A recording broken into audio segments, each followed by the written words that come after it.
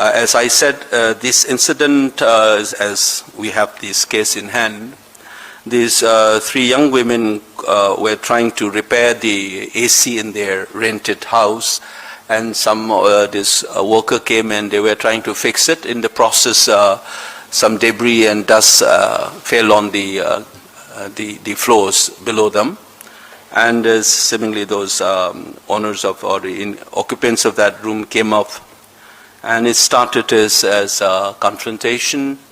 It seems that these young women were trying to intervene because they have scolded the repairmen initially, but then it turns into racial abuses and insulting people, calling names, and racist stereotypes have been thrown at them, casting aspersions on their modesty and dignity of these three young women.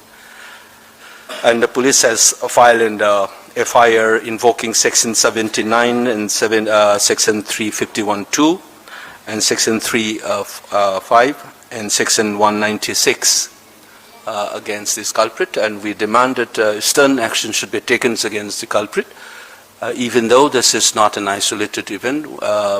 Exemplary action must be taken so that such kind of incidents are not encouraged or repeated in the future.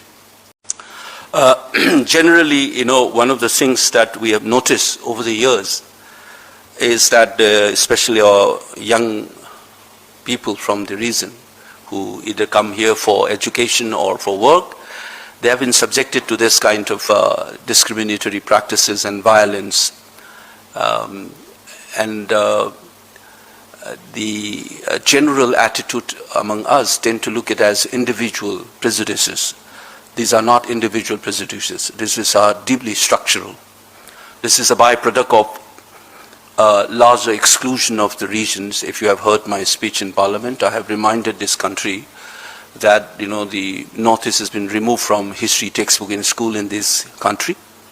And so obviously you are breeding citizens with absolutely no respectable knowledge on the India's Northeast, because it's not part of your curriculum.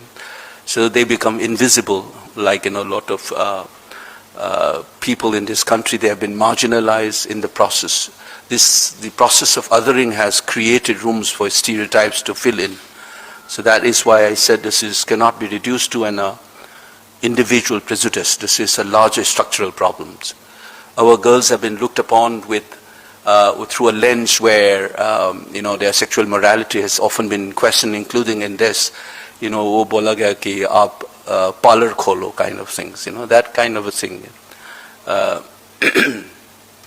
And in anybody who has studied racism in this world will know that sexual morality is often used, and the body of the women is often used to humiliate a group of people.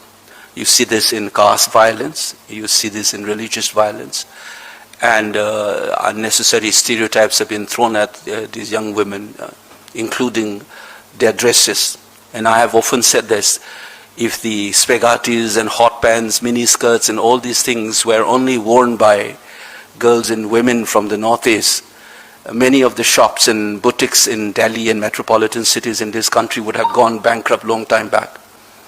We must know that everybody wears it. But you will have a specific stereotype on the girls and women from the Northeast. First of all, it is a choice of the women to decide what to wear, what not to wear, and nobody should have a right to pass comment on that generally. And the second part is that, to specifically target Northeast, and I have said this before also, this is not unique. This is what the colonizers have done towards the native women. They tried to establish their moral superiority using sexual morality as a lens over the colonized subjects. Unfortunately, this kind of violence against the Northeastern women and girls is part of the remnants of racist ideologies and practices.